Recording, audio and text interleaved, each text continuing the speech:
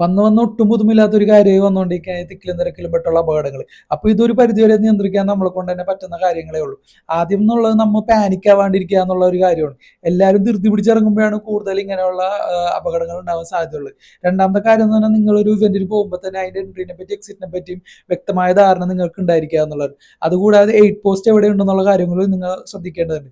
പിന്നെ മൂന്നാമത്തെ ഒരു കാര്യം എന്ന് പറഞ്ഞാൽ നിങ്ങൾക്ക് ഇപ്പോൾ തോന്നുകയാണ് നിങ്ങളുടെ തിരക്ക് കൂടി, നേരത്തെ വന്നതിനേക്കാൾ തിരക്ക് കൂടി എന്നുള്ള ഒരു അവസ്ഥ വരാൻ നേരത്ത് നിങ്ങൾ എപ്പോഴും നിങ്ങളുടെ ഹാൻഡ് ചെസ്റ്റിനോട് അടുപ്പിച്ച് വെക്കുന്ന ഒരു കാര്യം ശ്രദ്ധിക്കേണ്ടത്. കാരണം ഇപ്പോൾ നല്ലൊരു തിരക്ക് വരാതെ നിങ്ങൾക്ക് ബ്രീത്തിങ് ഇഷ്യൂസ് ഒരു പരിധിവരെ നിങ്ങൾക്ക് ഒഴിവാക്കാൻ വേണ്ടി സാധിക്കും.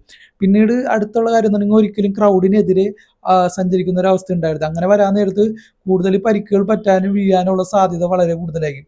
അതേസമയം ഡയഗണലായിട്ട് മൂവ് കഴിഞ്ഞാൽ നിങ്ങൾക്ക് ഒരു പരിധിവരെ നിങ്ങൾക്ക് എമർജൻസി എക്സിറ്റിന്റെ ഭാഗത്തേക്ക് നീങ്ങാനുള്ള ഒരു വഴി നിങ്ങൾക്ക് തുറന്നു കിട്ടും. പിന്നീട് അതുപോലെ തന്നെയാണ് നിങ്ങൾ ഇപ്പോൾ സപ്പോസ് നിങ്ങൾ ആക്സിഡന്റിൽ നിങ്ങൾ നിലത്ത് വീഴുക എണീക്കാൻ പറ്റാത്ത ഒരവസ്ഥ ഉണ്ടാകുകയാണെങ്കിൽ അപ്പോൾ തന്നെ രണ്ട് തലയും കഴുത്തും മാക്സിമം കവർ ചെയ്യാൻ ശ്രദ്ധിക്കുക. അങ്ങനെ നിങ്ങൾക്ക് മാക്സിമം പരിക്കുകൾ ഒഴിവാക്കാൻ വേണ്ടി സാധിക്കും. മാക്സിമം നിങ്ങളുടെ സേഫ്റ്റി ഉറപ്പുവരുത്തിയിട്ട് മാത്രം മറ്റുള്ളവരെ സഹായിക്കാൻ ചെല്ലുക. അത് അല്ലാത്ത പക്ഷം നിങ്ങളും അവരും ഒരേ സമയം അപകടത്തിൽപ്പെടാനുള്ള സാധ്യത വളരെ കൂടുതലായിരിക്കും. നിങ്ങൾ സേഫ് ആണെന്ന് ഉറപ്പുവരുത്തിയിട്ട് മാത്രം മറ്റുള്ളവരെ രക്ഷിക്കാൻ വേണ്ടി നിങ്ങൾ ഇറങ്ങിത്തിരിക്കുക. പിന്നെ അതുപോലെ തന്നെ എല്ലാ സേഫ്റ്റി മെഷേഴ്സും മാക്സിമം നോക്കിയിട്ട് ഇനി ഇതുപോലത്തെ അപകടങ്ങൾ മാക്സിമം ഒഴിവാക്കാൻ ശ്രമിക്കുക.